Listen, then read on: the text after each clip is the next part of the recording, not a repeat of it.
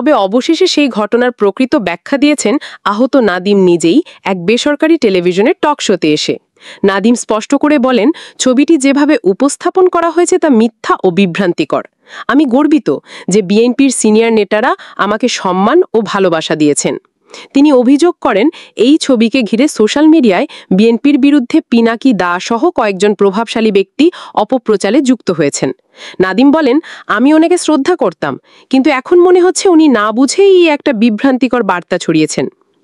টক শোতে উপস্থিত সঞ্চালক ও দর্শকদের সামনে নাদিম ভিডিও ক্লিপ দেখান, যেখানে দেখা যায় মির্জা ফখরুল, মির্জা আব্বাস সহ অন্যান্য নেতারা তার প্রতি সহমর্মিতা দেখাচ্ছেন, চিকিৎসা নিয়ে প্রশ্ন করছেন এবং তাকে সহায়তা করছেন। তিনি আরও বলেন, আমরা যারা আহত বা নির্যাতিত, আমাদেরকে নিরাপত্তা দিতে দলের পক্ষ থেকে নির্দিষ্ট কিছু লোককে দায়িত্ব দেওয়া হয়েছিল। পুরোটা পরিকল্পিত ও সম্মানজনকভাবে হয়েছে। বক্তব্য শেষে সেই আহত যোদ্ধা বিএনপির প্রতি কৃতজ্ঞতা জানিয়ে আবারও তাদের কাছে সহায়তার আবেদন জানান। কিন্তু ভাইরাল হওয়া ছবিটি যে অপ্রাসঙ্গিকভাবে ক্ষোভের বিস্ফোরণ ঘটিয়েছে। অপ্রাসঙ্গিক একটি ছবি কতটা শক্তিশালী হতে পারে তা আবারও প্রমাণ হলো এই ঘটনায়।